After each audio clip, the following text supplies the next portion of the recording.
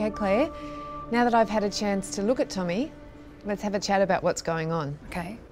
So the first thing I'd like to tell you is I really don't think there's anything seriously wrong with Tommy. Okay, I wish that you could have been there last night because I've never, ever seen him like this before. He didn't eat a thing going to bed, so I know that it wasn't, you know, something that he ate or anything like that. And periodically throughout the night, he was screaming in pain, literally crying out, and he's not a crier at all. Well, there's no doubt that he was in significant pain, Yes. and it must have been really stressful for you. Yeah. And all I can keep thinking about is my friend has a daughter, and the symptoms sound really similar. And it turned out to be appendicitis. So they got an X-ray, and that is what I would really like to happen. Well, I have to say, appendicitis is something that we always think about in children with abdominal pain. Yes. And I don't want to miss appendicitis, much like you don't want us to miss appendicitis in Tommy. Okay. So what I'd like to do is tell you a little bit about what my assessment of Tommy is this morning, and then explain what I think is going on and what we might need to do about it. Okay. So looking at Tommy now, as you can see, he looks well now. I can touch his tummy, he can jump up and down, he's smiling and telling me about school. And so whatever it was that happened in the middle of the night is not there now. That doesn't mean that it won't come back. I can't tell you 100% exactly what's happening, but I can tell you that if it was something quite serious, in general, it would still be there now. Okay. So appendicitis is the most common cause of serious tummy pain in children. And that's why we come to hospital and we take it seriously and have a good look at Tommy to make sure that he doesn't have appendicitis. Okay. So what we do is watch and wait. What that means is that right now I can tell you there's nothing I can see that's seriously wrong with him. And Can I ask what would be wrong with giving him an X-ray? X-rays can be helpful in some scenarios. In particular, when we're looking after adult patients, we do abdominal X-rays more often. That's mainly because abdominal X-rays are really good at picking up twisted bowel. Okay. And twisted bowel doesn't happen in children very often. In extreme circumstances it does. It usually happens in children who've had an operation at some point in the past, or they have something else wrong with them. But for children who are normally healthy, suddenly getting a twisted bowel is uncommon. Okay. Looking at him right now, the fact that he's better tells me that he doesn't have a twisted bowel right now. Right. Okay. And the other thing that I think is important to understand is that we do tests when they're necessary, and we do them because we really want to make sure we're not missing something. But It's good to know, yeah. every test has a downside. Like what? So for example, in X-rays, there's radiation risk. What we know is the more radiation you're exposed to in your lifetime, the more likely you are to develop some kind of a tumour or a cancer at some point in your life. From an X-ray? Not from a single X-ray, but from the cumulative, repetitive dose of X-rays over a lifetime. Now, we don't know how many X-rays Tommy will have in his lifetime.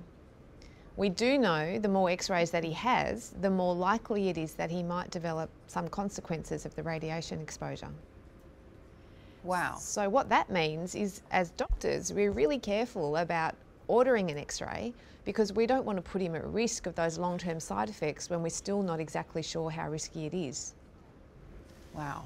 So that's why, as a doctor, I think really hard about whether an X-ray is needed or not. And coming back to what I said before, if I thought that he had a twisted bowel, and if I was saying to you, I'm really worried that he might have a twisted bowel, I might say to you, I think we need to do an X-ray on this occasion. And the reason that I need to do it is because I need to rule out a twisted bowel. But instead what I'm saying is, I don't think he has a twisted bowel. I don't think an X-ray is actually going to help us get any closer to know what's going on, and I don't want to put him at risk of radiation harm by doing an X-ray that's actually not going to help us on this occasion. That makes a lot of sense, and it's also very reassuring. I mean, it means that I can't tell you 100% for sure what is the reason that he had the tummy pain. But I can tell you that most of the children I see in the emergency department who have tummy pain have no serious problems. Okay. And I can tell you that most of them don't have any testing, most of them don't have any X-rays, and most of them do get better. Okay. And so my expectation from what I've seen of Tommy is that he will get better. Okay. And I don't think that we need x-rays at this point. But if it got worse, and if you were worried, then we definitely want to have another think about it. Great. And you can bring him back, and we'll have our notes here, and we can review what happened today. Yep. And if necessary, we can look at doing some more testing, but it still wouldn't be an x-ray of the tummy. There would be other things that we might choose to do if he was more seriously unwell. Okay. That makes a lot of sense. And I had no idea at all that radiation was even involved. Okay. Okay, so what I'd like to do is to give you a plan to give him something to eat and drink. Okay. To watch him over the next couple of hours. Yep. My expectation is that he'll be the same or maybe a little bit better for the rest of the day. If he gets worse, or if you're worried at any time, you're very welcome to come back and we'll have another look at him. Okay. Thank you so much. That's okay. Good luck. I hope the rest of your day goes better than your night. Thank you. Thank you. All right. All the best. Thanks again. Thank you. I think one of the really important things is involving parents in the decision making around next steps. It's really important for them to understand what it means, and that's why we need to take time to explain what the benefits of the test might be and what the problems with the test might be. It does come down to understanding, and that's our job as doctors, to help people understand, to be teachers and educators for our children, for our patients, and for our families. Once we can have a conversation where everybody understands the relative benefits of what we're going to do, I find that it's not as difficult to come to a shared decision as you might think.